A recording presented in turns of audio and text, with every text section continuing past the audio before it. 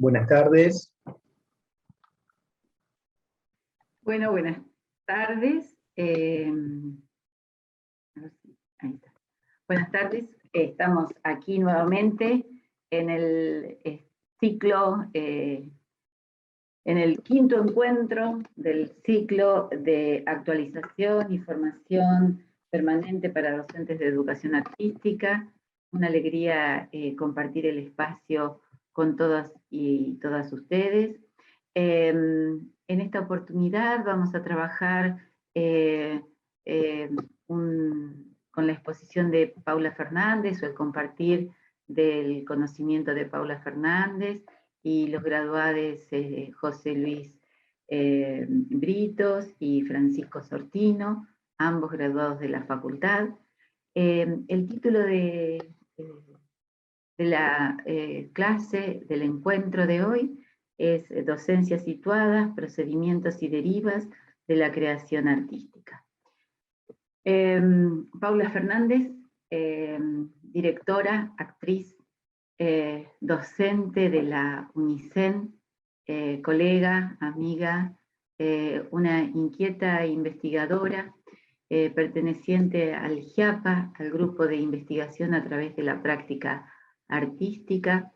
Es licenciada por la Facultad de Arte, magíster por la Universidad de Salvador de Bahía, en Brasil, y está ahora trabajando en su doctorado en la Universidad de las Artes de la Ciudad de Buenos Aires. La verdad que como docente y compañera, un lujo poder compartir las reflexiones y el quehacer entre la práctica y la teoría todo el tiempo, y creo que de eso va a ir lo que compartiremos hoy. Como avisos parroquiales, reiteramos algo que creo que la mayoría de ustedes ya saben, porque nos venimos acompañando desde hace unos meses. Les pedimos que en el chat pongan su nombre, su DNI y el distrito al que pertenecen, a fin de poder dar cuenta de su asistencia, más que nada para la gente que necesita certificación, ¿sí? Así que bueno, empezamos esta primavera con las docencias situadas, ¿no es cierto, Paula? Bueno, hola a todos, buenas tardes. Gracias, muchas gracias por esta invitación, por esta oportunidad. Gracias a Cristina, a Vicky, a Marcela, a Emilia, a Vero, que han sido, son y siguen siendo interlocutoras en todo lo que tiene que ver con compartir las prácticas, ya sea artísticas, pedagógicas. Así que muchísimas gracias por esta oportunidad.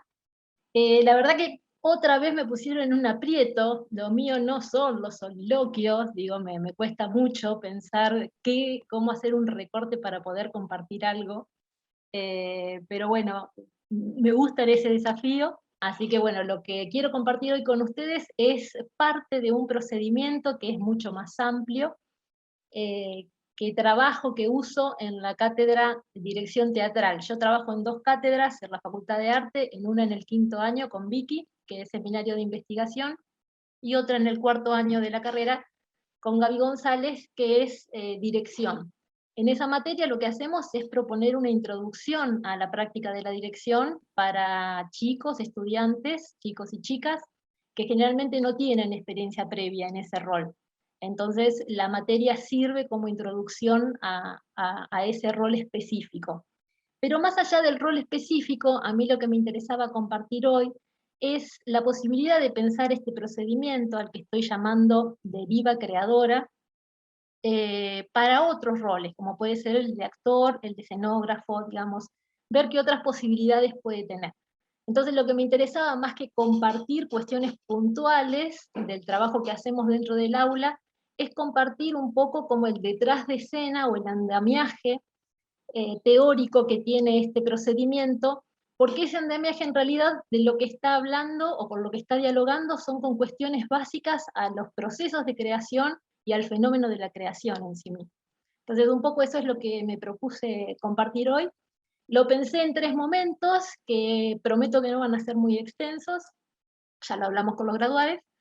el primer momento me interesaba presentar un par de presupuestos o de grandes afirmaciones que tienen que ver con esto, con la creación y con las prácticas artísticas, presupuestos, nociones que han sido revisadas, probadas por muchísimos teóricos y por muchísima gente que viene de la práctica, y que nos sirven como de base y de contexto para pensar lo propio, para pensar este hacer dentro del aula. El segundo momento, voy a necesitar una presentación de los situacionistas. Los situacionistas es la vanguardia que en este caso sirve como precuela, ¿no? Entonces es inevitable hablar de la deriva psicogeográfica que plantearon los situacionistas por allá por la década del 50. Y en el último momento, entonces sí, voy a realmente hacer como una presentación muy a grandes rasgos de los tres momentos que conforman este procedimiento, que son la deriva, el desvío y el derivado. Bueno, vamos a ver cómo funciona esto, pero arranquemos. Para empezar, quería leer una frase, una cita muy cortita de Gianni Rodari, que en su libro Gramática de la Fantasía dice: no me parece arbitrario deducir que si queremos enseñar a pensar, debemos primero enseñar a inventar. Esta es una frase que cuando la leí me gustó mucho, me está acompañando ya desde hace mucho tiempo, y me parece que resume de manera muy linda esta función que tenemos los profesores de arte dentro del sistema educativo, ¿no? Digo, poder potenciar mediante el pensamiento creativo un pensamiento más crítico, más racional y reflexivo, también, ¿no? Digo, las dos cosas. Bueno, bueno, el primero de los principios o de las afirmaciones en las que estamos basándonos para pensar este procedimiento tiene que ver con la conocida frase a través de Badiou, que se hizo tan popular, del teatro piensa. Con esto nos referimos o partimos de la presunción de que la creación es una práctica que cuestiona o pone en tensión nuestras formas cotidianas de sentir y de pensar. Entonces, cuando estamos creando, no estamos haciendo únicamente obras o acontecimientos artísticos. Lo que estamos generando también son saberes específicos, saberes que están encarnados en la misma materialidad artística. Saberes que no pueden ser separados de esa materialidad ni traducidos a otro lenguaje o a otra lógica, como la lógica racional. Estamos hablando específicamente de saberes artísticos, eso que Badiou dice, el teatro piensa, y que Cartoon regionaliza y nacionaliza tan bonitamente cuando dice el teatro teatra. El segundo presupuesto al que vamos a aludir tiene que ver con que creamos porque lo establecido no nos satisface. Y acá aparece algo muy interesante que tiene que ver con la figura del artista siempre vinculada al insatisfecho, al inconformista, aquel que no acepta la realidad, lo cotidiano o lo dado de la forma en que se presenta. Y este inconformismo, lo interesante es que lo pensamos no desde el lugar de el que acepta pacíficamente o desde el lado pasivo la no satisfacción, sino que es justamente una insatisfacción que conecta con las ganas de hacer, que conecta con el deseo, con la necesidad de transformar lo dado, de reconfigurar la realidad para construir una otra realidad alternativa que sería la realidad propia del arte. El tercer presupuesto es una frase del artista plástico argentino Luis Felipe Noé, que dice: el teatro siempre se juega, el arte siempre se juega entre una constatación y una revelación. Y en este caso de lo que está hablando Felipe Noé es de esta tensión en la que vive el arte entre lo profano y lo sagrado. Lo profano en este caso referido a un saber producir, a una producción que resuelve, un saber hacer o un saber resolver con eficacia cuestiones que a lo largo del tiempo van haciendo un oficio. Y por el otro lado tenemos a la revelación, ¿no? A este estado de éxtasis, este estado alterado, no cotidiano, este estado más cercano a algunos estados, como por ejemplo lo que nos pasa cuando nos enamoramos, cuando nos reímos, cuando soñamos, ¿no? Estados de una intensidad muy particular, vinculados a lo distinto, digamos. Y Atado a esta constatación o a este presupuesto, tenemos el último, que es que nadie crea de la nada. Con esto nos referimos a que en realidad ya en el momento de iniciar un proceso creativo es imposible que exista la hoja en blanco, el lienzo en blanco, el escenario vacío, digamos, esa posibilidad no existe. En el momento en que empezamos un proceso creativo ya estamos proyectando sobre ese espacio un montón de imágenes, un montón de opiniones, un montón de gustos, un montón de obsesiones, que son obviamente particulares de cada uno. Entonces, acá se vuelve interesante pensar que, como dice el director italiano Castellucci, Romeo Castellucci, más que tenerle, dice él, más que tenerle miedo al vacío, habría que tenerle terror al lleno, a todo eso que ya estamos queriendo poner anticipadamente, empujando, digo, a partir de una necesidad muy narcisista a veces, sin dejar o sin dar lugar a que realmente ocurra algo en ese espacio. Con esto hay una imagen muy linda que tiene que ver con poder sacar, ¿no? Lo que dice Romeo Castellucci es que el trabajo creativo empieza cuando en realidad, más que aprender a componer cosas, aprendemos a descomponer cosas, a sacar, ¿no? A quitar un poco. Bueno, con este presupuesto viene atado el último, la gran afirmación, que es que crear implica atentar contra el sentido común. Bueno, esto que suele resultar tan obvio para todos los que estamos en contacto con el arte, que si el sentido común realmente es necesario y nos sirve para funcionar socialmente, no no lleva a buen puerto cuando se vincula al trabajo artístico. En este sentido, Deleuze dice justamente que así como existen obras que son producto de la creación, existen otras obras que son producto de las opiniones, hablando justamente en relación al sentido común. Y lo que dice es que habría que del sentido común provienen las desgracias, dice Deleuze, de todos los hombres, y que el sentido común opera o funciona como una especie de paraguas. Sería como una especie de paraguas en el cual nosotros nos resguardamos o nos protegemos, y lo que hacemos es en la parte de abajo de ese paraguas pintamos un gran cielo, dice Deleuze, en el que escribimos nuestras opiniones, nuestras convenciones, dice, para sentirnos seguros, para sentirnos resguardados. Dice, si eso es aceptable en un nivel social de la vida, y justamente el artista lo que va a hacer es rasgar ese paraguas, agujerearlo. Lo que dice puntualmente es, el artista practica un corte en el paraguas, rasga el propio firmamento para dejar entrar un poco del caos libre y ventoso, y para enmarcar en una luz repentina una visión que surge a través de la rasgadura, la manzana de Cézanne, la silueta de Macbeth.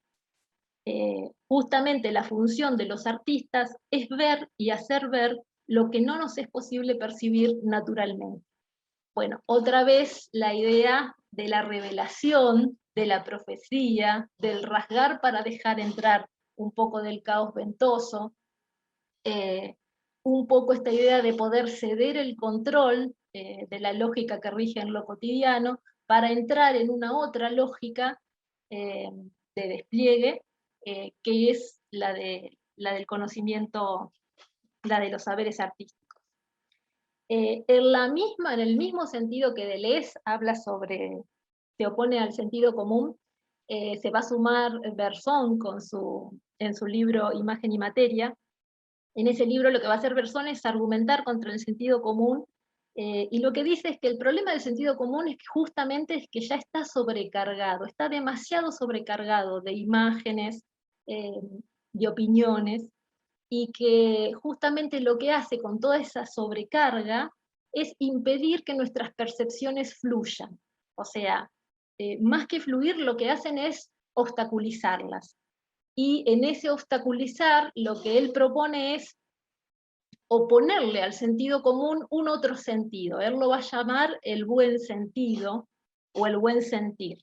Y lo que dice es que este buen sentido implicaría recuperar o construir una percepción que opere por simpatía con la vida, que se centre en el sentido de lo real, lo concreto, lo viviente. Es una percepción que desconfía de la lógica racional, que entra en guerra con el automatismo intelectual. Es un pensamiento libre y flexibilidad de actitud, atención a la vida y ajuste siempre renovado a situaciones siempre nuevas. Bueno, en ese contexto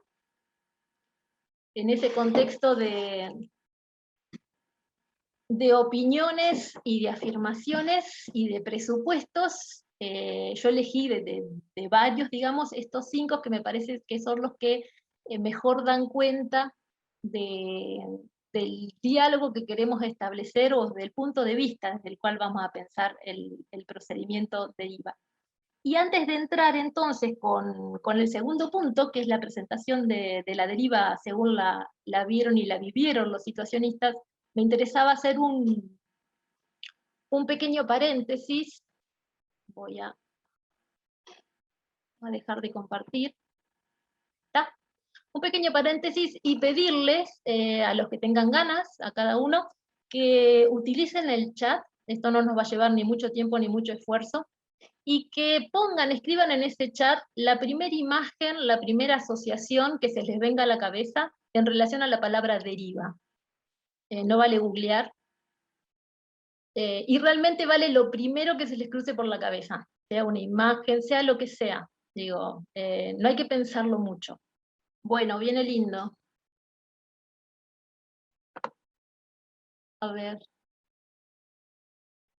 Hasta donde yo tengo canoa, camino, irse, oleaje, ruta, una consecuencia de algo, naufragar, rizoma, sin rumbo, fuga, dejar, agua, naufrago, canoa flotando en el río, carente de rumbo, raíces, fuga, agua, incertidumbre, efecto de arrastre por la corriente. Hermoso. Le ponemos 2 cosas más y nos queda un poema. Bueno. Es interesante, esas son las primeras imágenes, ¿no? Que tal como lo dice, lo cuenta Rodari, es como uno tira una piedra en un estanque, ¿no? Uno tira una palabra, y entonces esa palabra empieza a generar ondas expansivas, nuestra cabeza se pone atrás de empezar a generar imágenes, y seguramente a través de esta lectura, si yo pido que hagamos una segunda ronda, ya son otras las ondas expansivas y otras las asociaciones que empiezan a entrar en juego a partir de esa información que no es solo racional, sino que también es sensible, ¿no? Ahí aparecen imágenes. Bueno, mucho de lo que pusieron ahí, en realidad, es lo que tiene que ver con una primera forma de entender la deriva. La palabra deriva viene del latín, y en realidad lo que significa es un dejar fluir, ¿no? Y se supone que es un dejar fluir del agua, porque rib quiere decir río, entonces es como un dejar fluir el cauce del agua, sería en latín. Pero después si pensamos, por ejemplo, en la navegación náutica o en la navegación aérea, que ahí también apareció mucho la idea de la balsa, del naufragio, deriva lo que quiere decir es el desvío de un trayecto por alguna causa no previsible. En la navegación náutica lo que tenemos es una hoja de ruta, un mapa, que lo que va a marcar es el punto de salida y a dónde se quiere llegar, ¿no? Bueno, eso sería como la hoja de ruta. Y en realidad la deriva es todo aquello que sucede por fuera de esa planificación, ¿no? Y justamente sucede por motivos, por causas que no podemos controlar. Por ejemplo, un cambio repentino en las corrientes, una tormenta, la rotura de un radar, no sé, se apaga la luz del faro, lo que sea, o errores humanos, ¿no? No solo instrumentales. Bueno, ese desvío por causas incontrolables, esas cosas imprevisibles, fuera de la planificación, es lo que la navegación náutica y la aérea también llaman deriva. La aérea lo que va a decir es, entre el mapa, el curso que se quiere seguir y el que finalmente se sigue, lo que va a establecer es el ángulo de deriva, ¿no? Digo, bueno, cuánto nos alejamos o qué otros trayectos no previsibles hicimos. Bueno, eso es para la navegación náutica. Pero para los situacionistas la deriva era otra cosa. Digamos, los situacionistas fueron, tal como dije antes, fueron como, es nuestra última vanguardia histórica, es un movimiento de intelectuales y de artistas que se mantuvieron activos desde 1957 a 1972 aproximadamente, son como los primos hermanos de los surrealistas, y trabajan en línea al legado que les dejó los surrealistas, y también a muchas de los presupuestos o ideas ideológicas que tenía el marxismo. En relación al marxismo y a los surrealismos, ellos van a hacer una apropiación, y una apropiación totalmente crítica, no de continuidad, sino de revisión y de crítica. Bueno, los situacionistas, el contexto en el que van a trabajar y a desplegar, digamos, su práctica, es un contexto de posguerra, digamos. Estamos hablando de un momento ya pasada la Segunda Guerra Mundial, donde resurge de forma bastante feroz el capitalismo, donde hay una incentivación de toda la parte económica, y junto con la parte económica también todo lo que tiene que ver con los medios de comunicación.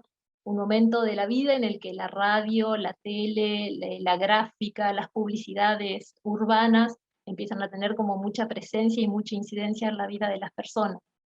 Esta cuestión no es menor para los situacionistas, y ellos lo que denuncian en realidad es que la recomposición de las ciudades después de lo que fue las guerras, con una renovación a nivel arquitectónico, aparecen, por ejemplo, en ese momento los primeros monoblocks. Entonces lo que aparecen son esas viviendas tipo palomares, que dan lugar a un montón de gente, pero que en realidad lo que están implicando es una precarización de la calidad de vida de las personas. Y los situacionistas son como muy sensibles a eso, a la forma en que el contexto, la vida de las ciudades se está transformando, y cómo eso realmente tiene una incidencia muy, muy presente y muy viva en la vida de las personas. Bueno, lo que los situacionistas denuncian es que la vida está absolutamente banalizada, desoyetizada, de que no hay una propuesta vital. Ellos hablan de construir un urbanismo unitario, de hacer que el arte sea parte de la vida, y que todas las áreas, la política, la vida, el arte, estén integradas, y que no haya esta disociación, esta alienación a nivel de la ciudad, esta disposición con espacios para la producción y el trabajo, espacios para el ocio y el consumo de espectáculos o de entretenimiento. Todo lo que la internacional situacionista propuso está resumido en el libro de Debord, que es uno de los principales referentes, en el libro La sociedad del espectáculo. Bueno, en este libro justamente lo que él dice es eso, que ya los hombres y las mujeres no son protagonistas de sus vidas, no son actores de sus vidas, sino que son meros espectadores, meros consumidores de imágenes pasivas, dice Debord. Y en relación a eso van a postular, en relación también al arte, que en ese momento lo que hay es como un resurgimiento de las galerías, o sea, todos los que habían sido productos de la vanguardia anterior terminan siendo mercancías para las galerías y para los museos de arte. Entonces lo que se suponía que era, que estaba en desacuerdo con esa misma institución, es consumida, es captada por la misma institución arte. Y en relación a eso, lo que ellos van a proponer son negarse a hacer obras de arte y querer hacer situaciones. Las situaciones. Lo que dicen de las situaciones es que son creaciones colectivas, cotidianas, efímeras, antiutilitaristas, basadas en el juego y superadoras de las artes individuales, dice Debord. Y en realidad, dentro de las situaciones que ellos se proponían generar, las que más funcionaron, o casi las únicas que funcionaron, fue la deriva psicogeográfica que propusieron. La deriva psicogeográfica, ya muchos lo conocerán, es definida por Debord como una desorientación voluntaria. Él dice que es una técnica de desplazamiento por ambientes diversos, es un caminar por la ciudad para reapropiarse del territorio, experimentando comportamientos alternativos a los impuestos por los quehaceres diarios. De lo que se trata es de perder el tiempo útil, de convertir el tiempo útil en un tiempo lúdico constructivo, de dejarse llevar por las oscilaciones que presenta el terreno y por lo que va sucediendo. Y todo esto implicaba o era parte de un estudio psicogeográfico que lo que intentaba era tratar de percibir y de registrar cuáles eran los cambios a nivel emocionales que se iban suscitando en esos diferentes terrenos o espacios geográficos.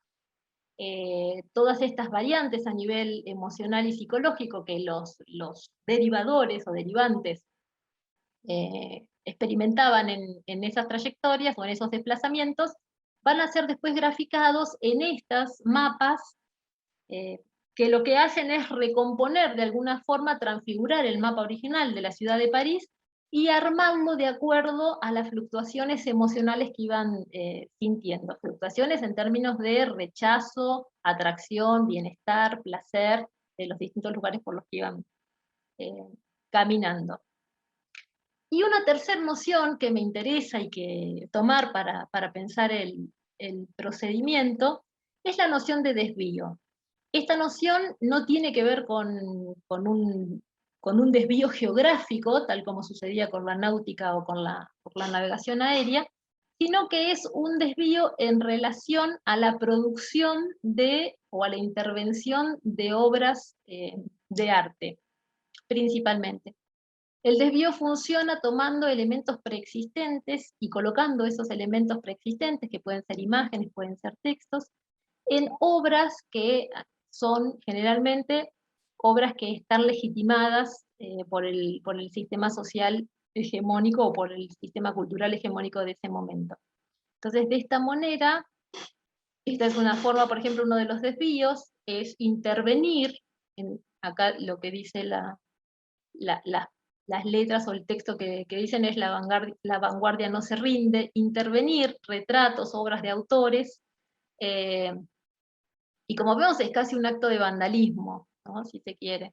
Esta es otra, uno de los retratos transformado en dos cuadros, o en un cuadro con dos imágenes. Este cuadro se llama Dos pingüinos, el original claramente no se llama así. Esta es otra de los desvíos situacionistas. Acá lo que tenemos es Mickey Mouse, Ronald el payaso de McDonald's, y la icónica niña de Hiroshima, de la foto de Hiroshima.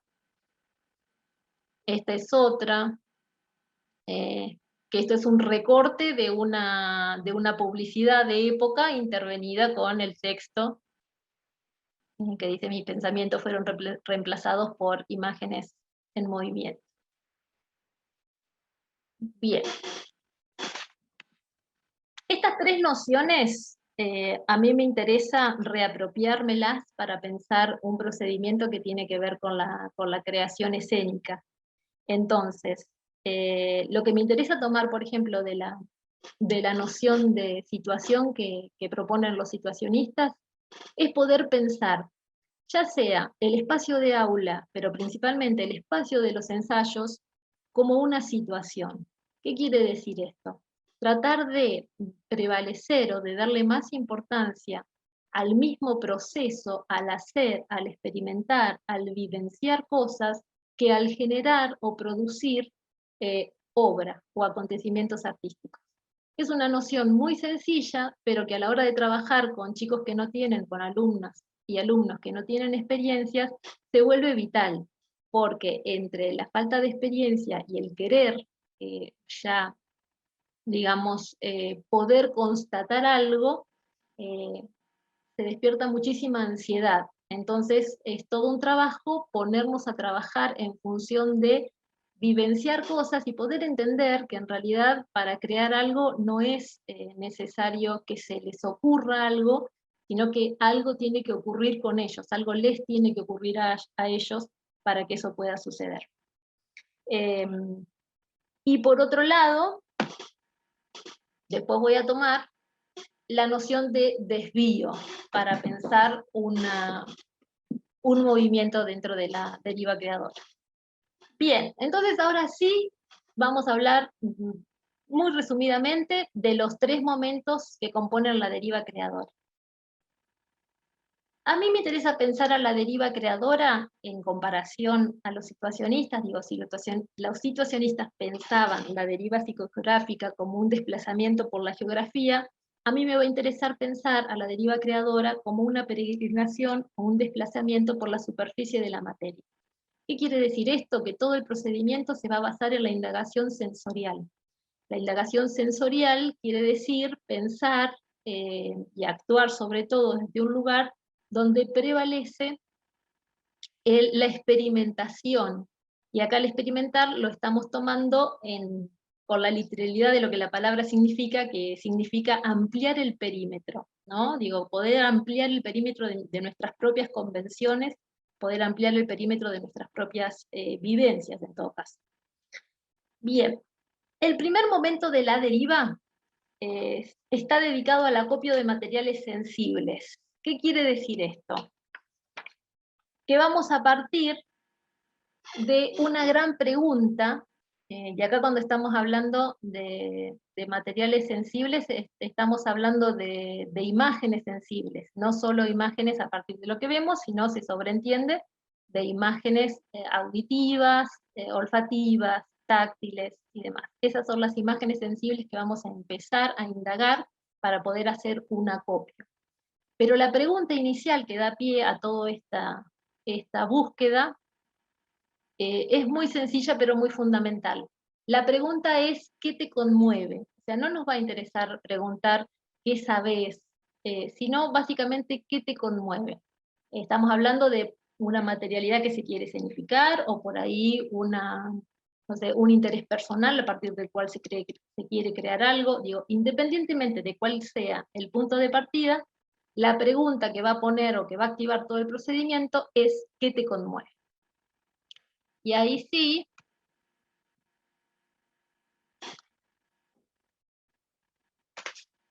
lo que vamos a hacer es tratar de expandir esa primera respuesta del que te conmueve a partir de resonancias, de entender que así como la percepción trabaja, es una forma de la cognición que trabaja en función de nuestras referencias culturales y sociales, la sensación trabaja, dice Solly Rolnick, a través de nuestro cuerpo vibrátil, ¿no? Entonces, entender que nuestro cuerpo es el filtro por el cual todas las imágenes sensoriales van a pasar y que tenemos la capacidad de poder plasmarla mediante una determinada materialidad. Entonces, a esta primera pregunta de qué te conmueve, lo que vamos a pedir es una respuesta, pero no en formas de explicación o de argumentación, sino en formas de palabras, de acciones o, o, de materialidad, ¿sí? Poder traducir esa respuesta a algún tipo de medio, en este caso los medios son estos. Y acá lo interesante es que obviamente dependiendo de los gustos de cada alumno elegirá por qué lado empieza a dar respuesta. Si usa las palabras, y en este caso entonces estamos hablando de palabras en una función más poética, más lúdica, si usa las acciones o si usa la materialidad, los objetos, para dar cuenta de esta respuesta.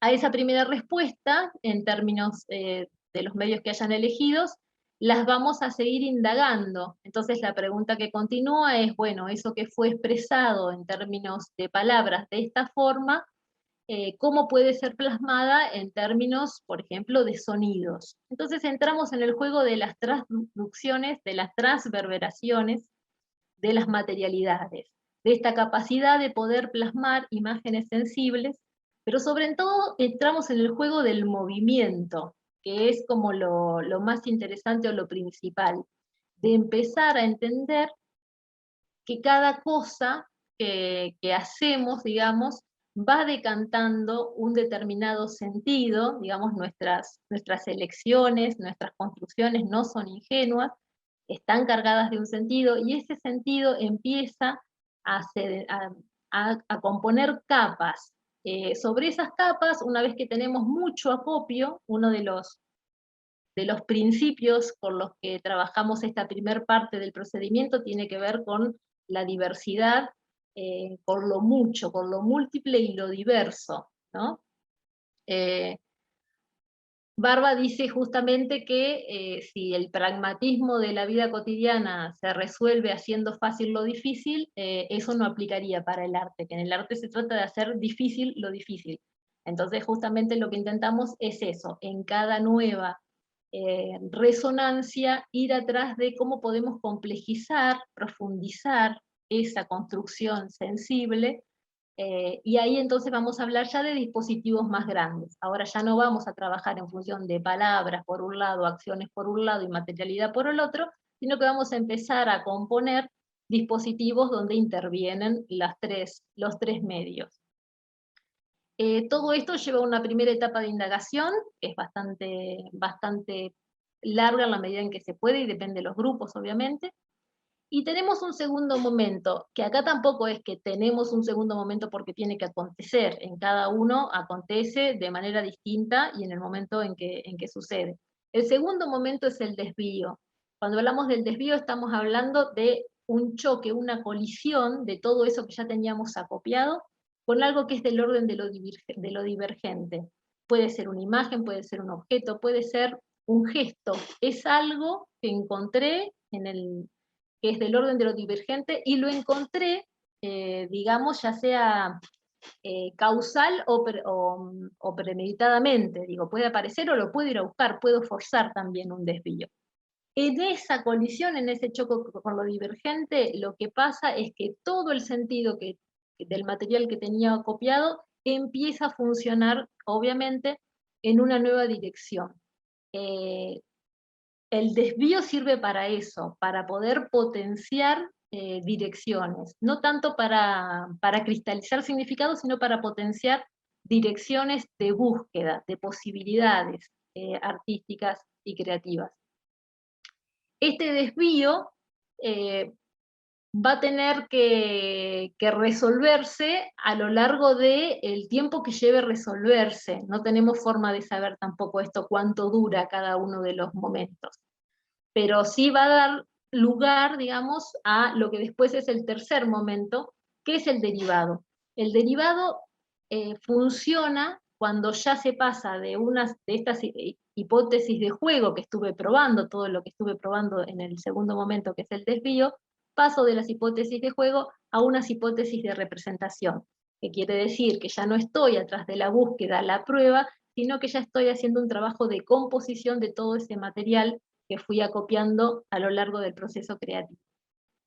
Una de las cosas que nos interesa en función del desvío, que nos parece que es como un termómetro que sirve para pensarlo cuando realmente encontré un desvío, es del orden de la sorpresa. Yo puedo dar cuenta de que realmente se produjo un desvío en mi trabajo o en mi proceso creativo cuando hay algo que logra sorprenderme. Ahí entonces estaría funcionando eso que muchos llaman lo nuevo, pero no lo nuevo entendido como intentar algo, de buscar algo original, sino realmente eso que puede sorprenderme a mí y que puede poner toda la lógica de funcionamiento en una perspectiva que hasta ahora era inédita, una forma de pensar y de ver ese material de manera que no lo había visto antes, que no lo había podido pensar. En relación a esta sorpresa se constituye este momento de desvío. Bien, y finalmente lo que me interesaba compartir son dos ideas relacionadas a la deriva. Una que es muy, muy sencilla, que es la idea de crisis. Los desvíos generalmente producen crisis, ¿no? Digo, uno viene trabajando en una línea con una lógica, con un determinado entendimiento sensible de eso que está trabajando, y de repente el desvío, además de sorprenderme, produce una crisis. Esta nueva forma, este no comprender eso que se está generando, inevitablemente produce angustia. Eso es algo positivo, eso es algo realmente positivo que suceda, no por hacer una apología de la angustia, sino porque, si si hay crisis, eso quiere decir que tenemos la posibilidad de revisar, de rever nuestras propias ideas y nuestras propias convenciones para lo que estamos haciendo. Y otra de las cosas que me resulta, que me parece importante señalar en relación al procedimiento, es la idea de el errar, la posibilidad de errar, que es algo que tratamos como de estimular y de alentar mucho. Esta posibilidad de que realmente errar no solo está bien, sino que errar es necesario dentro del trabajo artístico. Y el errar en este sentido tiene que ver con la errancia, con el caminar también, con el moverse, con el ponerse en movimiento para construir algo. Y por último, la cuestión de la corrección, de poder estimular a través del procedimiento de la deriva la dialéctica entre el proponer, crear y corregir, ¿no? Digo que son dos instancias que van unidas, pero que son bien diferentes. No sé, Tito Cosa lo define muy, muy claramente cuando dice que hay que crear en Ginebra, dice Tito, y corregir en mate. O sea, hay que crear permitiendo un fluir acrítico, que sería el de la Ginebra, y después hay que corregir tomándose unos mates, ¿no? Eso que uno creó de esa forma, después hay que poder corregirlo desde esa otra perspectiva. Entonces digo, esta alternancia todo el tiempo entre tratar de predisponer un estado, una fluidez, un estado creativo, y después también poder posicionarse para corregir eso que fue hecho. Bueno, a grandes rasgos eso es una propuesta de trabajo que lleva internamente un montón de consignas y de propuestas chiquitas que acá no tiene sentido, digamos, compartir. Y por último, entonces, y para cerrar, esta comparación, ahí, entre pensamiento creativo y pensamiento racional, ¿no? Un pensamiento creativo que parte de la sensación, que trabaja con la intuición, un pensamiento racional que se basa en la opinión, sentido común, análisis, reflexión. Un pensamiento creativo que trabaja sobre lo multimedial, la capacidad de trabajar con imágenes sensibles multimediales, un pensamiento racional que es logocentrista, la cuestión extracognitiva y la cuestión cognitiva, un pensamiento creativo que implica justamente implicarse, y un racional que implica explicar. Lo inefable de la creación, la argumentación del pensamiento racional, el ser afectado y vivenciar, el cuerpo vibrátil que dice Ronley, con el comprender y comunicar, el sentido, operar por capas, por sedimentación de cosas, el significado, por la cristalización de conceptos, la lógica descentrada y laberíntica, que va a proponer este pensamiento que procede por saltos, una lógica centrada y objetivada, un perderse o ceder el control, un realmente abrirse a lo desconocido, un no perderse, no ceder el control, una desestabilización o diferenciación, aceptar lo nuevo como provocación, como angustia, como desafío, un status quo y una pertenencia, un transfigurar las prácticas vigentes y un conservar las prácticas vigentes. Eso a grandes rasgos, para diferenciar estos dos tipos de pensamientos, formas lógicas que conviven en el sistema educativo y que también conviven obviamente en la producción de obras. Bueno, espero no haber mareado mucho. Bien, así mareados como estamos, o atentos o inquietos o en alerta, vayamos si les parece, a compartir lo que podemos charlar con nuestros graduados y después hacemos un intercambio entre todos porque me parece que nos dejaste ahí picando unas cuantas derivas. Bueno, buenas tardes a todas y a todos. Voy a pasar a presentar al primer graduado convocado para dialogar con la exposición de Paula. José Luis Britos. Nos acompañan José Luis Britos y Francisco Sortino. Empiezo por la presentación de José, su exposición, y luego pasamos a la de Francisco. José es actor, director y profesor de teatro, es egresado de la carrera de profesorado de teatro de nuestra facultad, la Facultad de Arte de la UNICEN.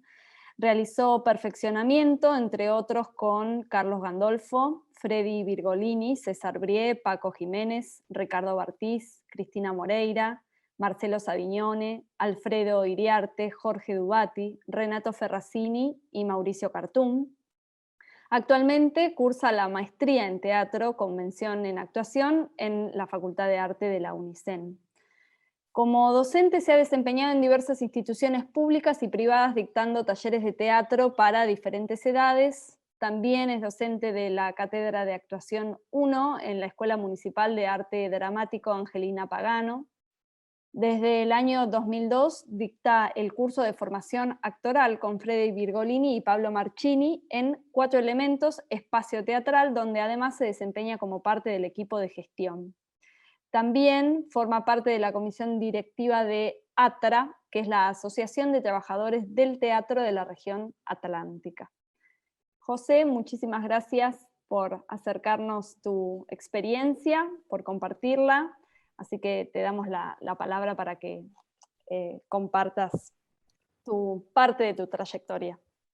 Bueno, muchas gracias. Yo voy a empezar agradeciendo que la facultad venga a mí, como descubríamos el otro día con Cartoon, que uno no va a la facultad, sino que la facultad viene a uno, y lo tomé porque hace más de 20 años que yo siento que la Facultad de Arte, la entonces Escuela Superior de Teatro en la UNICEN, viene a mí con cierta frecuencia, y me emociona mucho pensarme más de 20 años atrás, yendo a cursar en esa modalidad no residentes que nos habilitó a los que no estábamos en Tandil, poder hacer, en mi caso, el profesorado de teatro. Rescato además de la facultad esta vocación hecha práctica de revalorizar las propias experiencias, estas experiencias situadas de las que vamos a hablar hoy, y que si no fuera por eso y por la ginebra que recomendó Roberto Cosa, no me animaría en este momento a compartir nada de lo que estoy haciendo, porque uno siente que no es demasiado relevante lo que está haciendo, sino que, bueno, ha sido impulsado por esta universidad pública tan vigente a llevar, en este caso mío, a mi territorio, un aprendizaje del que estoy sumamente agradecido. Y particularmente voy a terminar focalizando en una producción que reconozco que tuvo su germen en mi época de estudiante, en el profesorado, en una experiencia que hicimos con las cátedras de dirección, de música, de coreografía y de escenografía, y ahí ya quedó algo rebotando que casi 20 años después terminó siendo el impulso para una producción situada en mi campo específico. Yo me reconozco fundamentalmente docente porque llevo más de 30 años en la docencia, empecé muy alejado del teatro, porque en otra vida fui arquitecto y eso me habilitó a dar materias muy exactas, del orden de matemática, física, eso daba allá lejos y hace tiempo en el secundario, y gracias a la Facultad de Arte y gracias a las reformas educativas que cada tanto se suceden en nuestro sistema, que me fueron empujando y empujando, terminé mi recorrido por las escuelas secundarias, dando específicamente arte y teatro. En la última reforma educativa, es más, me tocó iniciar un poco la experiencia de la orientación arte-teatro en la escuela, donde yo había hecho mi secundario y que en ese momento estaba asignada porque era escuela piloto, y fue piloto justamente por poner a prueba allá lejos y hace tiempo otro plan. Y ahora en el último tiempo, en la EMAD, como decían, abordando una cátedra de actuación dentro del profesorado de teatro, y mi propia impronta, si se quiere, compartida con mis socios en 4 elementos. Y me motivaba con compartir mis propias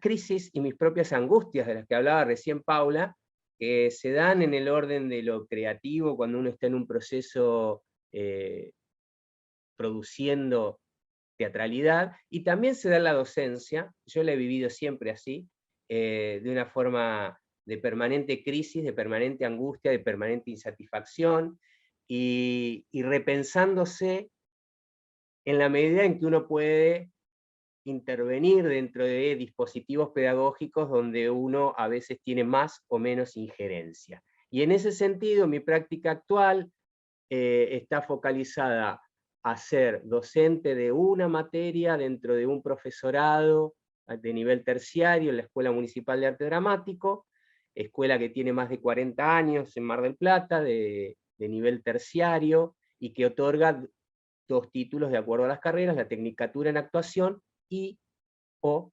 Profesorado de Teatro. Y ahí hay un primer debate interno nunca saldado, que significa qué dar a cada perfil de egresado, ¿no?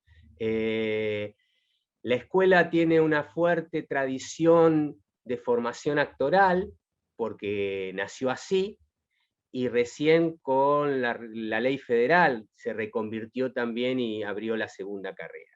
Y eso significó una renovación fuerte del cuadro docente, porque ingresamos, muchos egresados de allá de la Facultad de Arte, con una impronta diferente del modo de concebir ese ejercicio profesional que es la docencia teatral.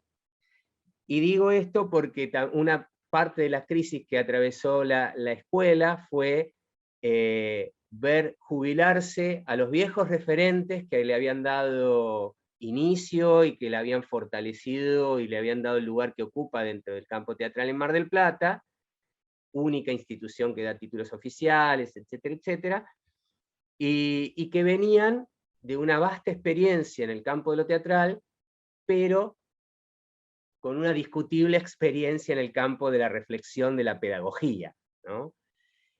Y vinimos una serie de docentes sin esa referencia en lo teatral, pero con un pensamiento tal vez más apoyado en qué significaba esto de colaborar en la formación de un docente de teatro que se iba a desempeñar fundamentalmente. La expectativa mayor era dentro del sistema formal. Se ha ampliado mucho la oferta en General Pueyrredón de escuelas que ofrecen en los últimos años el teatro como asignatura obligatoria, electiva, etc. Y en ese debate yo me sentí interpelado y comprometido, porque si bien doy la materia actuación, y hay materias pedagógicas específicas, obviamente, sentí que lo que tenía para compartir en ese encuadre era muy diferente de lo que intento compartir en el otro encuadre, que es el dispositivo pedagógico que desarrollamos en 4 elementos, que pretende formar artistas escénicos en un diseño que es nuestro y que por lo tanto también es muy versátil, muy flexible, permanentemente lo estamos sometiendo a pruebas y a reajustes. En ese sentido, me preguntaba cómo dar actuación a futuros profesores de teatro, y hay cierta tensión respecto a no formar actores, no formar actrices, y al mismo tiempo no infantilizar los contenidos, no infantilizar las estrategias, no pensar que porque se van a desempeñar en el campo de la docencia en un nivel primario, la experiencia que tienen que atravesar en la formación en un terciario, adultos jóvenes en su mayoría, debe ser la vivencia que después van a tener sus estudiantes.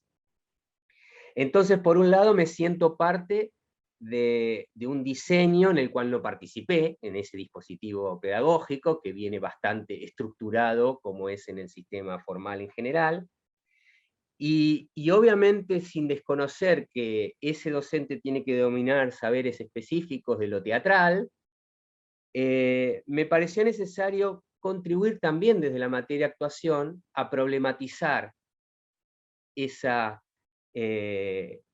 enseñanza, problematizar acerca de los contenidos, de las estrategias, de las consignas, de los encuadres. Y entonces en mi cátedra intentamos tener momentos para el entrenamiento específico, de procedimientos específicos, de habilidades específicas, como adultos que son, y al mismo tiempo pensar en encuadres de aplicación, los contenidos que estamos trabajando, si es la mejor o peor estrategia, cuándo funciona, cuándo no funciona, cómo se podría transponer didácticamente a otros encuadres o no. Tal vez hay contenidos, sobre todo que han sido diseñados a veces bastante alejados a la realidad después áulica, que no son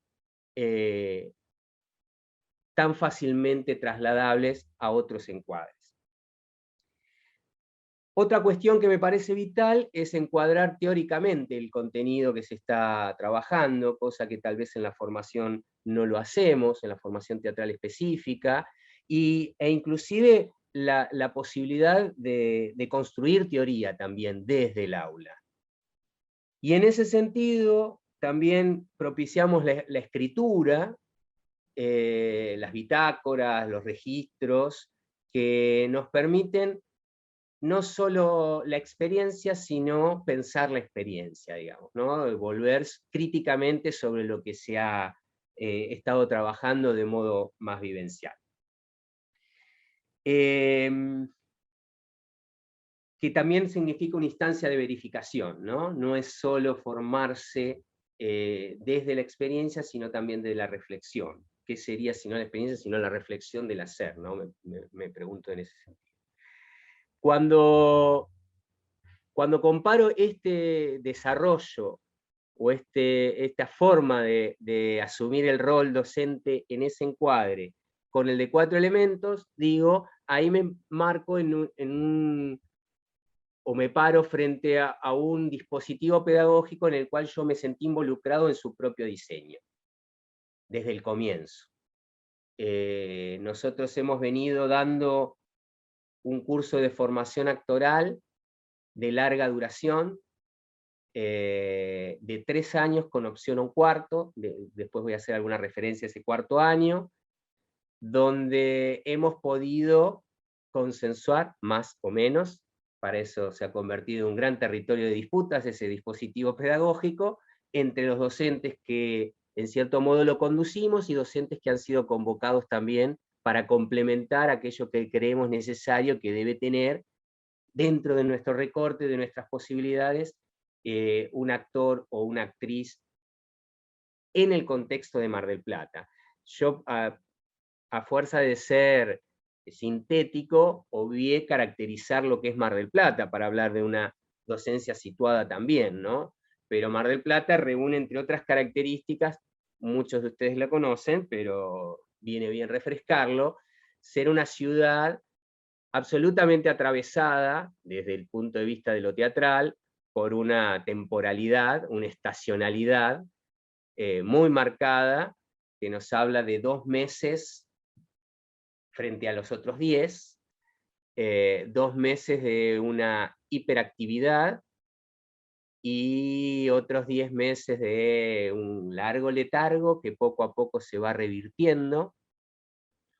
Una ciudad muy atravesada por lo que el circuito comercial que se adueña de la actividad durante esos 2 meses deja como impronta, inclusive en el horizonte de expectativas de muchos de los que estudian actuación en Mar del Plata, por una lógica obviamente que no es la del riesgo artístico, sino de todo lo contrario, de asegurar cierto lucro, de pensarse en producciones en espacios de gran aforo, que permitan el recupero de la inversión, etc. Toda esa lógica que en muchos lugares se la ve ajena, nosotros la vemos que está interfiriendo en nuestro campo teatral.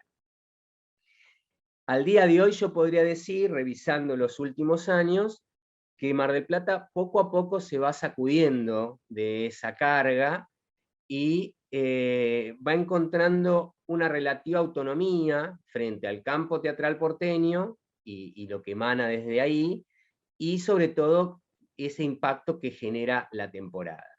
Esto creo que es un elemento a tener muy en cuenta a la hora de formar sobre todo actores y actrices en un campo teatral como el nuestro.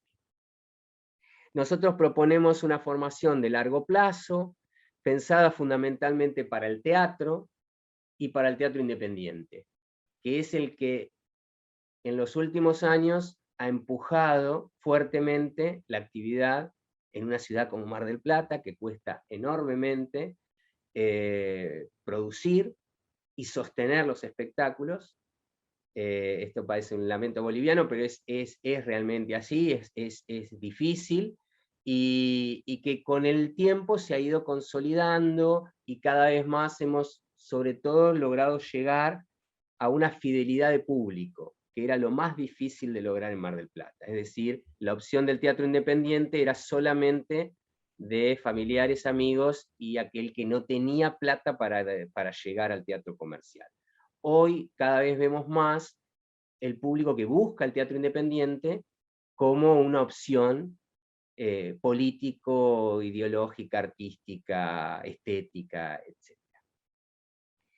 Cuando apostamos a un curso de formación actoral de 3/4 años, estamos pensando en procesos a largo plazo, con una cierta gradualidad, con expectativas también muy a largo plazo, y recorridos que, tratando de respetar la singularidad de cada estudiante, tienen cierta homogeneidad en la propuesta.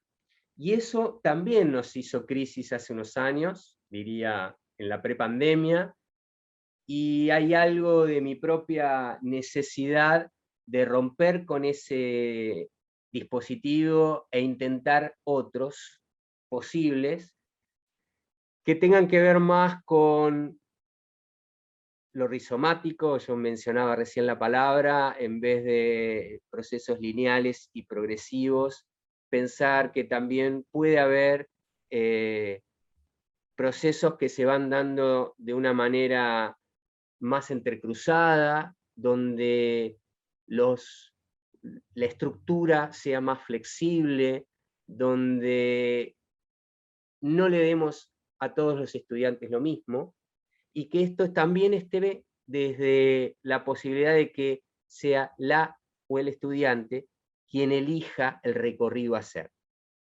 Y en ese intento, en 2019, planteamos un sistema modular de recorridos, le llamábamos itinerarios, formativos, de entrenamiento y de creación teatral, donde el estudiante y la estudiante ingresante podía elegir entre 1, 2, 3 o hasta 4 itinerarios paralelos. La carga horaria, la dedicación, las prioridades, los gustos, las resonancias, las motivaciones previas determinaban su elección. Y a partir de ahí, imaginar entradas y salidas múltiples también, es decir, que no solamente en el cuatrimestre siguiente, los pensamos como módulos cuatrimestrales, se encontrara la misma grupalidad haciendo el mismo proceso, sino que esto también fuera materia flexible dentro de ese encuadre.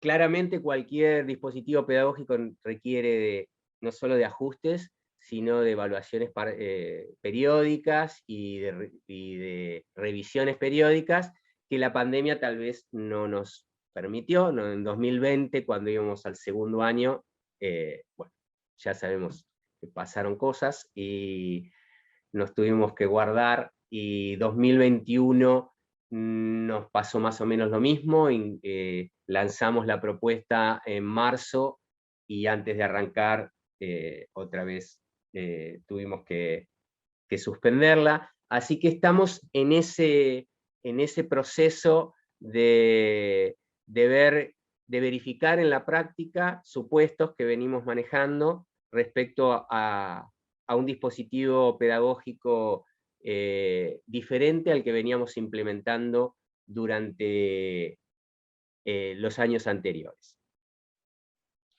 Yo voy a compartir como un intermedio algo que en lo que quiero por ahí focalizar. Me dirán ustedes si se ve bien.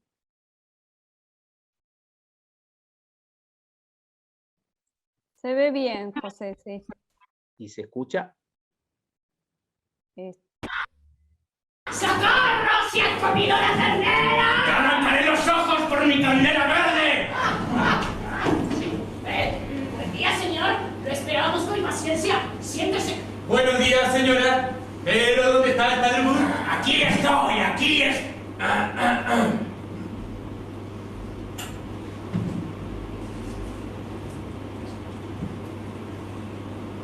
Aquí estoy, sapristi, por mi candela verde. Y eso que estoy bastante gordo para que no me vea la gordura. Buenos días, padre Moore. ¿Qué se sienten mis hombres? Padre Moore, ¿qué nos tiene preparado de bueno hoy? ¡Este es el menú! ¡Oh, esa es mi parte favorita! ¡Sopa burguesa! ¡Costillas de rastro! ¡Ternera! ¡Oso! ¡Pate de perro! ¡Bocadillos de pava! ¡Carlota con bizcocho!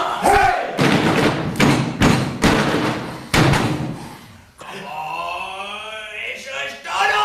¡Ah! ¡Helado! ¡Ensalada! ¡Fruta! ¡Revisado! ¡Un pirambú! ¡Coliflores a la mierda!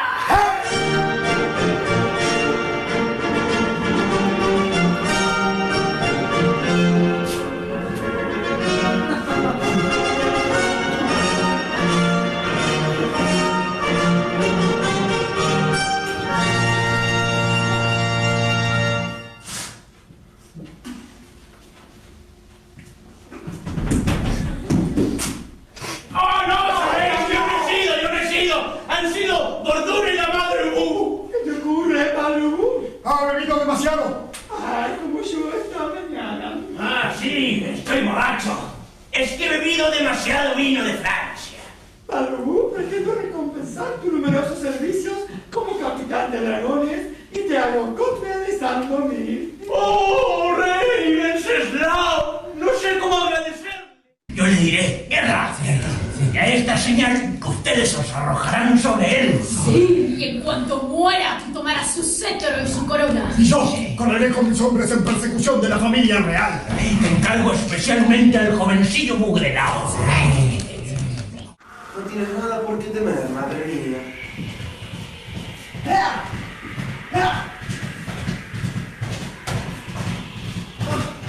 ¿Qué veo? Mis dos hermanos, perseguidos por el padre Hugo y sus hombres. ¡Dios mío! ¡Santa!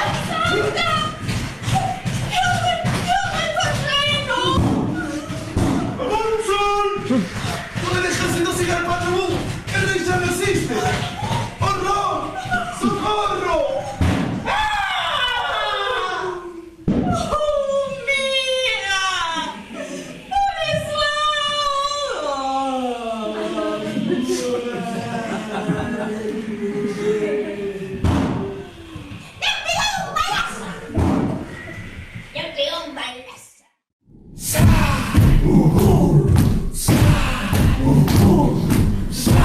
¡Ay, tú buenos agarres! ¿Por qué me dices daño me hacen? Estoy herido, estoy agujereado, estoy perforado, estoy administrado, estoy enterrado.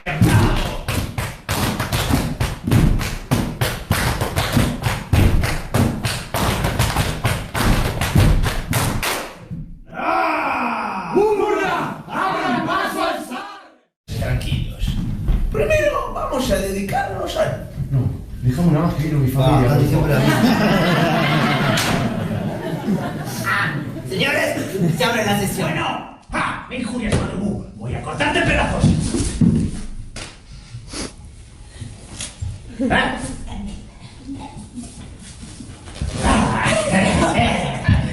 Tira. Modérate, Madrugu. Señor Ubu, tenga piedad de nosotros. Somos unos pobres ciudadanos. Me importa un comino. ¿Quién eres? ¿Vas a contestarme? ¡Macaco! ¡Mamarracho! Grand Duke de Posen. Muy bien, no voy a preguntar más. A la trampa.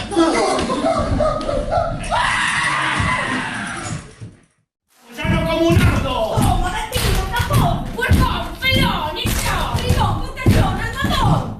¡Golpe! ¡No dejen de golpear! ¡Madrugu hay que nacer! ¡Nuestro gran financiero ya están aquí! ¡Hurra! ¡Aquí están los padres!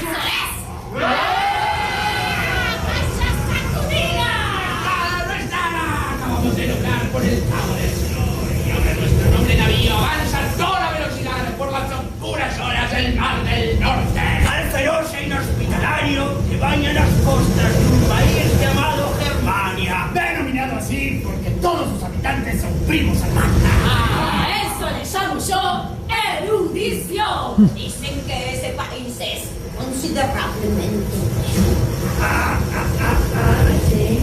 Señores, por más hermoso que sea ese país, pues no se compara a Bolonia, ¿eh? Bien, Oscar. Y ahora... Si no hubiera una Polonia, pues no habría polaco. ¡Mierda! ¡Mierda! ¡Toma! Cobarde, bribón, miserable, infiel, musulmán. Toma, Polonio, borracho, bastardo.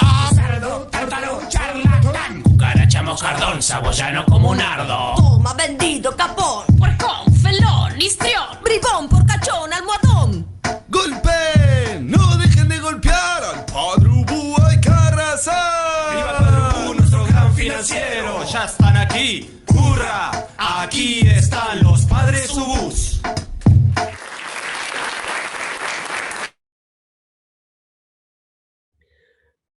Bueno, yo les decía que la facultad sigue viniendo a mí, y justamente cuando yo estaba cursando el profesorado hicimos un trabajo integrado entre esas cátedras que les mencionaba hoy, y fue justamente UBU. Y muchos años después, cuando me tocó a mí hacerme cargo del cuarto año dentro de la formación actoral de 4 elementos, nosotros les decía, compartimos 3 años de formación, y el cuarto año la idea es dar la posibilidad de generar un proyecto de producción dentro de un encuadre pedagógico, y eso también lo tenemos, o intentamos tenerlo claro. Rotamos los docentes cada año quien se hace cargo de la dirección de ese proyecto de producción, y en 2016 yo participé con este grupo. Eran un grupo de 12 estudiantes, 3 actrices y 9 actores, y elegí adaptar Ubu Rey por múltiples motivos. Sería muy largo enunciarlo acá en este momento, pero entre otras cosas me pareció que era un material adecuado para fundamentalmente pensarnos a nosotros como también gestionadores del poder, ¿no? Es decir, no solo el poder puesto en las clases dirigentes, en los gobernantes, sino qué nos pasa a nosotros, ciudadanos comunes, con el ejercicio del poder, y particularmente al interior del elenco.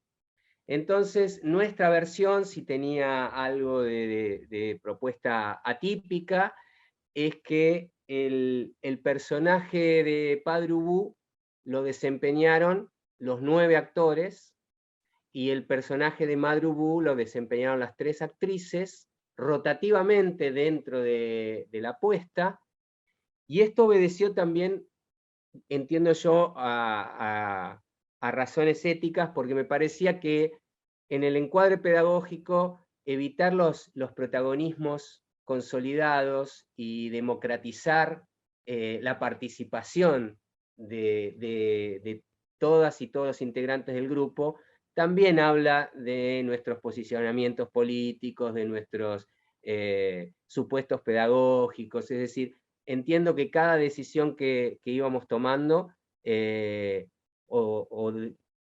desearía que cada decisión que voy tomando sea coherente con eso que un poco subyace y da sustento a mi práctica. Intentamos dotar de nuevas herramientas también, por eso apareció un entrenamiento específico en percusión de objetos y percusión corporal, que después derivó también en resolución de escenas específicas, inclusive el rap del final fue creado dentro del contexto del proceso de ensayos.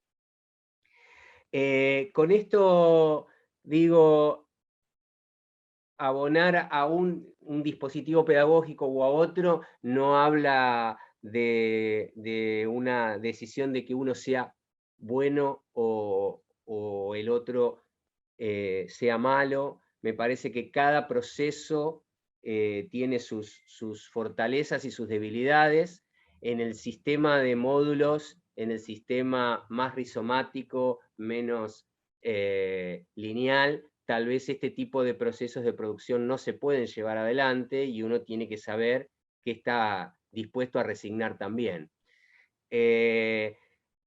Para cerrar, yo vengo dando vueltas en mi tesis de maestría, replanteándome mucho de esto que hoy estoy compartiendo con ustedes, y de varios autores he tomado algunas definiciones que no intentan ser prescriptivas, pero sí algunos lineamientos de cómo imagino yo que debería ser un dispositivo pedagógico del cual me gustaría ser parte.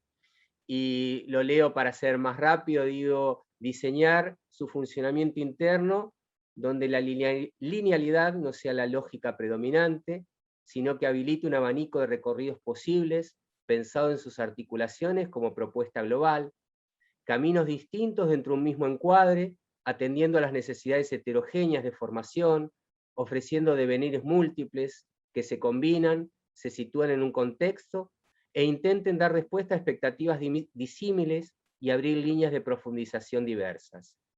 Que si bien tiene un armado previo general, que permite anticipar escenarios posibles, no predetermine y que plantea alternativas que se vayan decidiendo y modificando según el fluir de los procesos.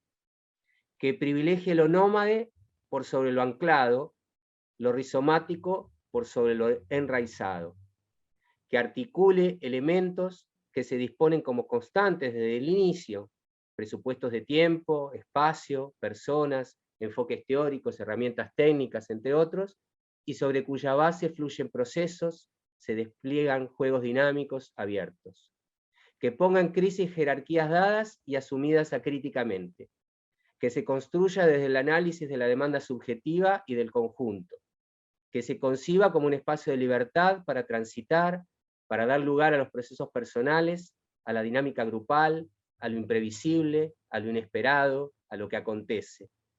Que habilite la autonomía en las decisiones y la consecuente cuota de responsabilidad que conlleva.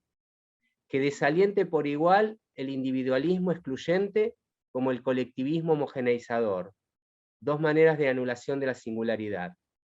Que desactive tendencias narcisísticas y egocéntricas. Que sea vehículo para que la polifonía se exprese. Que respire en la suma de las horizontalidades y no en lo vertical. Que genere las condiciones para un devenir de la subjetividad e indisociablemente del tejido relacional en el cual se generó su impulso de actuar. Muchas gracias. Bueno, muchas gracias a vos, José, por tu relato, por compartir tu experiencia. Pasamos a la experiencia de Francisco Sortino, a quien voy a presentar para que después podamos conversar entre las tres exposiciones. Francisco Sortino es oriundo de la ciudad de Azul, es realizador integral en artes audiovisuales, egresado también de nuestra facultad, de la UNICEN, en el año 2013. Desde hace unos años se encuentra viajando por Latinoamérica y su periplo hoy lo encuentra en México, en San Antonio de las Casas, en estado de Chiapas. Se ha desempeñado en diferentes roles del quehacer audiovisual, principalmente como director y productor, pero también como guionista, editor y camarógrafo. Ha organizado los festivales y muestras de cortometrajes cortos de acá, en la ciudad de Azul, y Calzate estos cortos en la ciudad de Salta. Se desempeñó como coordinador de medios audiovisuales en el Ministerio de Educación de la provincia de Salta. Tiene una nutrida experiencia docente desarrollada en diferentes ámbitos y lugares, como la Escuela de Estética y el Instituto de Formación Docente y Técnica número 2 de Azul, la Biblioteca Popular El Molino en Vaqueros, Salta, y en el Centro de Actividades Juveniles de Payogasta, también en Salta, entre otros espacios. Tiene una vasta producción de documentales y ficciones, entre los que se destaca el cortometraje El Grillo, ganador en el Festival de Cine de Peguajó, Por el brillo de tus ojos, ganador del premio al mejor cortometraje latinoamericano en el Shorts TV de Los Ángeles, California, y El uso del agua en mi casa, otro cortometraje, premio Faber-Castell al mejor corto en el 7º Festival Internacional de Cine Infantil Ojo al Piojo de la ciudad de Rosario, Argentina. Así que, Francisco, todo tuyo este espacio para que compartas tu experiencia. Ahí está regresando Francisco, que salió. Ahí está conectando audio. Ahí Buenas, está. ¿Cómo están? Buenas tardes. Sé que me estaban esperando. Justo se me cortó el internet cuando estaba por entrar. Bueno, hicimos ya tu presentación, así que es todo tuya la palabra. Bien, gracias. Disculpen la demora. Bueno, les hablo de un poquito lejos. Yo estoy en San Cristóbal de las Casas, en Chiapas, en México. Por mi camino, como ahorita les voy a contar un poco, justamente de realización audiovisual. Yo soy egresado de RIA, como comentaron recién, y mi camino va por la exploración, en este caso de Latinoamérica, realizando documentales, películas, cortometrajes, y con mi camino docente también brindando talleres y dando clases por donde me lleva mi camino justamente, ¿no? Bueno, les voy a compartir para que vean, para que sea un poquito más interactivo, porque no me gusta verme tanto en pantalla. Primero, antes que nada, bueno, quiero agradecer a todo el equipo de la facultad y la facultad. Como decía José recién también, es un honor para mí que desde la facultad me inviten y nos inviten a compartir nuestra experiencia, que desde la opinión o visión personal a veces no es tan relevante, pero ojalá les sirva de ayuda o bueno, lo que sea. Así que bueno, gracias a todo el equipo. Y bueno, les voy a mostrar un poquito en mi camino de realización audiovisual. Yo soy más que nada productor, director, realizador. Perfecto.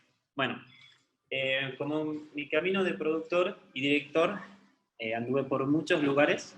Uno de los más relevantes es que les voy a hablar de una experiencia situada de docencia, de trabajo de campo en una escuela rural, pero es en Salta. Este es un rodaje de un cortometraje en Salta, donde tuve la posibilidad de realizar diferentes obras. Una de las más relevantes es esta que están viendo el póster, que tuvo varios premios a nivel internacional, y con orgullo puedo decir que estuvimos preseleccionados a la competencia oficial de los Oscars. No entramos, pero estuvimos ahí cerquita, ¿no? Esta fue una producción independiente, como la mayoría de mis producciones, creo que casi todas, tal como decía José. Y bueno, también en mi experiencia docente, en Salta he dado muchos talleres a través de organizaciones comunitarias, organizaciones gubernamentales, y uno de ellos es a través del CONICET y la Universidad Nacional de Salta. Dimos este taller donde realizamos este documental que se llama El abrazo de los... Todo lo que les estoy mostrando lo pueden buscar en YouTube, en internet está. Este documental lo hicimos de manera participativa en Salta, justamente a través, como les decía, del CONICET y de la Universidad Nacional de Salta, y bueno, con la intención de lo mismo que les voy a contar de la experiencia de este pequeño documental, que lo hicimos en una escuela albergue en los cerros de Salta, que se llama El uso del agua en mi casa. Este fue realizado con niñas, y el otro, El abrazo de los cerros, fue con niñas, pero más adolescentes, ¿no? O sea, fue directamente orientado a adolescentes. Bien. Eso por un lado, ¿sí? Como mi trabajo docente, yo soy de Azul, ahí de cerquita de Tandil, oriundo de Azul, pero bueno, ahora ya soy ciudadano del mundo, me considero. Y bueno, en mi ciudad he dado, gracias a que justo cuando yo egresé desde la Facultad de Arte, se habilitó que los egresados de RIA, de Realización Integral en Artes Audiovisuales, podamos postularnos a docencia, que anteriormente, cuando yo estaba cursando la carrera, no era posible. Entonces justo se dio que gestionaron para que podamos concursar, y bueno, a partir de ahí empecé a poder ingresar en organismos de educación estatal, más que nada. En mi ciudad primero, en Azul, estuve dando clases de talleres de guión y de realización audiovisual en el Instituto de Formación Docente número 2, en la Escuela de Estética, que es para adolescentes y niñas, y luego también me fui de viaje, así como les contaba, de esta exploración a Salta, ¿sí? Y, a ver, voy a dejar, no sé si les gusta que comparta la pantalla o me vean yo, prefiero que se vea la pantalla, ¿no? Me fui en mi búsqueda a Salta, a vivir y a realizar más que nada, a experimentar la realización documental, ¿no? Y a través de eso, viajando, me he encontrado con muchos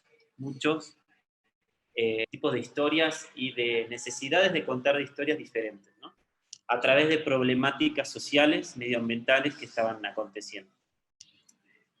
Este es el caso que yo di talleres culturales en centros independientes en Salta, estuve trabajando en la coordinación de educación artística del gobierno de la provincia de Salta, coordinando el sector audiovisual, en conjunto con, en un conjunto, un grupo, quiero decir, perdón, interdisciplinario, donde había docentes de teatro, de música, de danza, de artes plásticas, de artes visuales, y yo con una compañera estábamos en la parte de audiovisual, ¿sí? Y ahí estuve, bueno, por un lado trabajando en lo que fue la coordinación de educación artística, dando talleres para docentes sobre cómo realizar trabajos artísticos desde distintas, o sea, cómo abordar trabajos artísticos de distintas áreas, y bueno, a mí me tocaba enfocarlos más en la parte visual. También estando dentro de la provincia de Salta, tuve el honor de trabajar junto con la Secretaría de Recursos Hídricos, y me encargaron el trabajo de transmitir a la unidad de Salta y luego para todo el país cuáles eran las problemáticas que ellos tienen en relación al recurso del agua, y bueno, me encomendaron que yo busque la forma de cómo transmitirlo. Y ahí llegamos hasta este proyecto que están viendo aquí. Estas son las niñas que participaron en el proyecto. Esta es una escuela albergue, se llama Escuela Albergue Potrero Bolívar, 4.580. Es una escuela que está bien metida en medio de los cerros, ¿sí?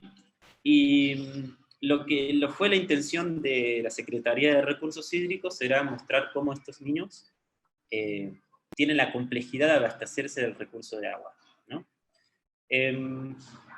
Lo que hicimos fue trabajar en conjunto con el equipo de educación de la Secretaría de Recursos Hídricos, y ellos habían realizado un concurso de cuentos justamente con estos niños y de distintas escuelas de Salta. Y esta niña que ven aquí, que se llama Romina, luego les voy a pasar el link del video para que lo vean completo, porque está muy bonito. también ha ganado varios premios en festivales de cine. Justamente Romina, que está aquí en pantalla, ella ganó el concurso de cuentos. Entonces lo que decidimos hacer para abordar la metodología de trabajo y el mensaje que queríamos transmitir es abordar el cuento, justamente, de Romina, y hacer la transposición a guión cinematográfico, a guión audiovisual. Entonces ahí o sea, cuando ya definimos la línea de trabajo, estuve en este lugar una semana y media, más o menos, porque es una escuela albergue, conviviendo con las niñas y los docentes, dictando un taller de cine, primero para niñas y luego para docentes, porque, bueno, justamente cuando estaba ahí, los docentes vieron que podían aprovechar prácticamente lo mismo que estaban aprendiendo las niñas, para ellos luego replicarlo en distintos trabajos. Este fue un trabajo específico sobre el agua, pero bueno, ellos luego siguieron replicando en otros trabajos. Y ahí vimos cómo abordar, ¿no?, el trabajo el cuento, perdón, ya redactado por Romina. Estaba muy bien. Lo interesante del cuento es que ya tenía muchos elementos audiovisuales, era muy gráfico. Entonces, al hacer la transposición a imagen, no nos costó mucho trabajo. Lo único que hicimos fue trabajar con los distintos docentes de las distintas áreas, ¿no?, de ciencias naturales, con la parte de literatura también, de educación artística también, para ver cómo desde cada una de las materias abordábamos primero el trabajo de guión y luego el trabajo de realización. Entonces, desde literatura vimos cómo llegar a las líneas para que ellos imaginen cómo ejemplificar con imágenes, primero lo más básico, ejemplificar con imágenes cada una de las palabras o las frases que Romina había escrito en su cuento. Fue un trabajo de exploración muy bonito, de error también, como decía Paula hace un ratito también, de muchos errores, como es la realización documental, pero fue muy interesante ver cómo las niñas, a través de esos errores que ellos mismos iban encontrando, redoblaban la apuesta y encontraban nuevas imágenes creativas para mostrar lo que encontraban a su alrededor, porque ese era el desafío, y esa era la consigna. Bueno, con lo que tenemos aquí alrededor en el campo, que es donde ellos viven, cómo contamos esta historia. Y cómo lo interesante también fue generar el proceso de revalorización de su entorno, ¿sí?, para que ellos también entiendan que lo que tienen que contar es relevante e interesante para la sociedad, que eso también es un punto fuerte con este cortometraje documental que hicimos, porque pasó algo que justamente con esto de los errores o los obstáculos que suceden. Cuando yo fui al campo, aquí en Potrero del Buru, acontecía algo que era muy... que es terrible, es una realidad que pasa en Salta, que es que los finqueros les terminan quitando el agua a los pequeños campesinos, a los pequeños productores, para luego quitarles las tierras.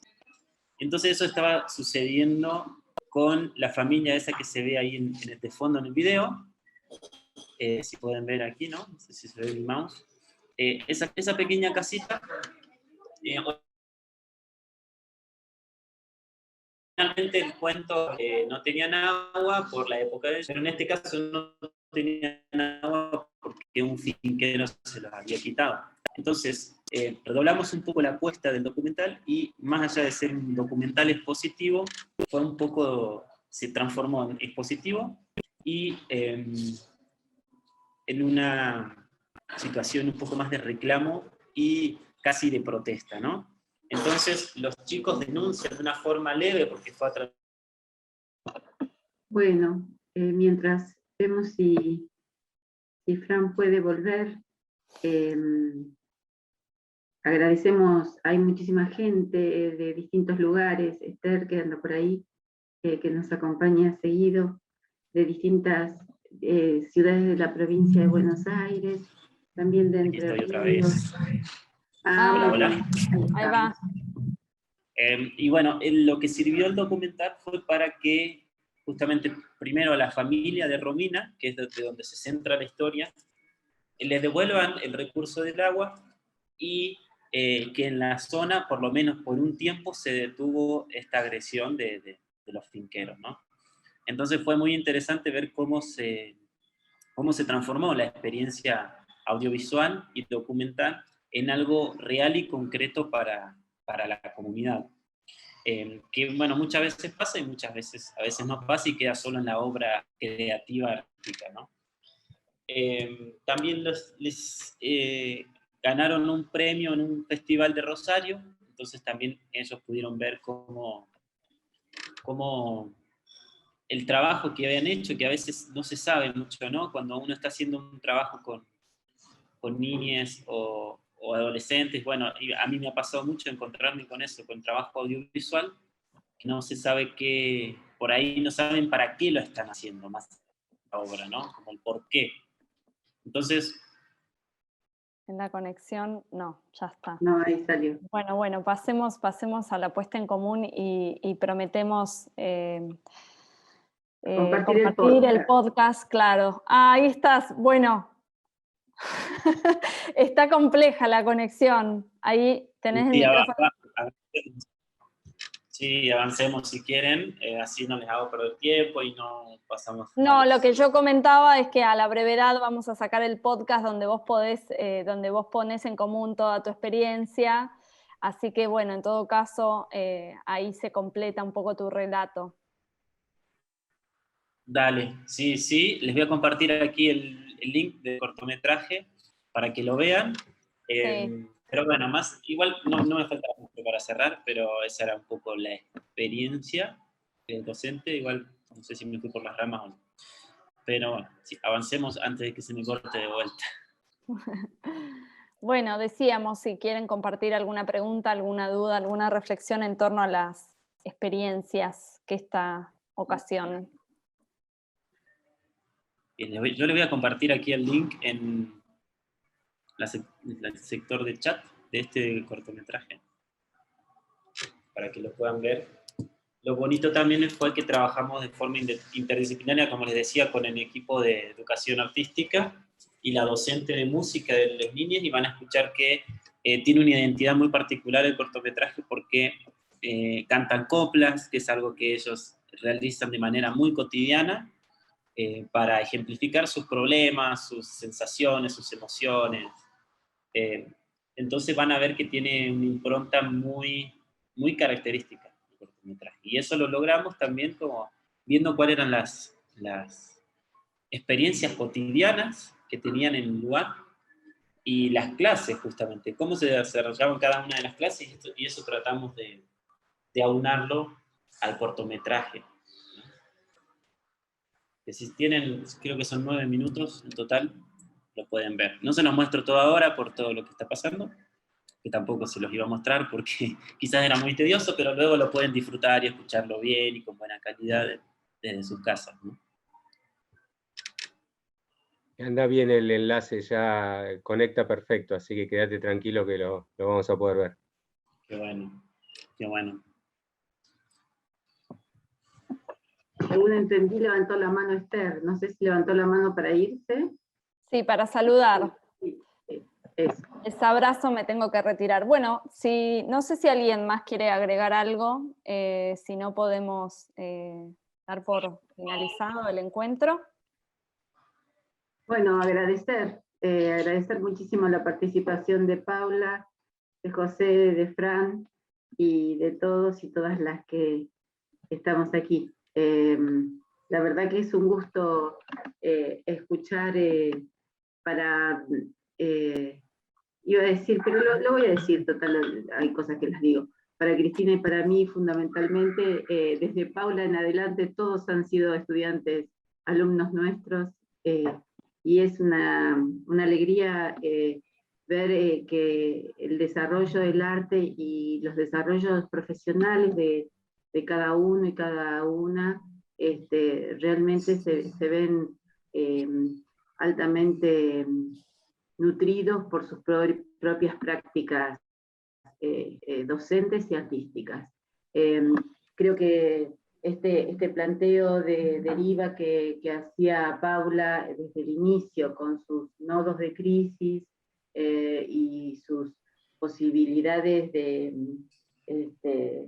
desvío, creo que se ven en las prácticas de cada uno de nosotros. Ojalá que en alguna oportunidad también podamos compartir las derivas de tantas personas que nos encontramos mes a mes en este espacio de formación y de reflexión continua acerca del arte, ¿no?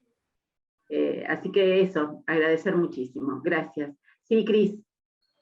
Bueno, por supuesto, bueno, no quería dejar pasar que bueno, me siento sumamente orgullosa de nuestras colegas, bueno, como Paula, y de nuestros graduados, que también son colegas, por sus experiencias y sus incursiones en la docencia desde hace, José, bueno, desde hace un poco más de tiempo que Fran, pero bueno, la verdad que con estudiantes así y con graduados y graduadas así también, es un gusto seguir haciendo esta construcción que tiene que ver, y la construcción también con la que pensamos este espacio, que tiene que ver con apostar a la formación continua, pero también apostar a este intercambio de experiencias, y pensando en que nuestros destinatarios son docentes de artística, pero de las distintas disciplinas artísticas, de que todos los lenguajes son importantes en la constitución de propuestas interdisciplinarias, y ustedes, bueno, son el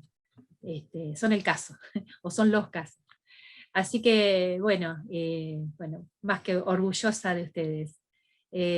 Acá nos está apuntando Marcela, que, bueno, que no nos olvidemos de que el próximo encuentro es el 29 de octubre, con Claudia Esperanza y Mayra Garcimuño. Mayra la vimos por acá, también como espectadora hoy. Ellas van a desarrollar el arte performático y la multidisciplinaridad. Así que bueno, todo va siendo encadenado para que tengamos una propuesta de lo más variada y diversa. Un gusto. Y gracias al equipo de formación continua que todo el tiempo está teniendo puentes entre los graduados de la facultad. Gracias. Gracias. Bueno, buenas tardes. Gracias. Muchas gracias. Hasta la próxima. Hasta la próxima. Un abrazo. Hasta la próxima. Buenas tardes.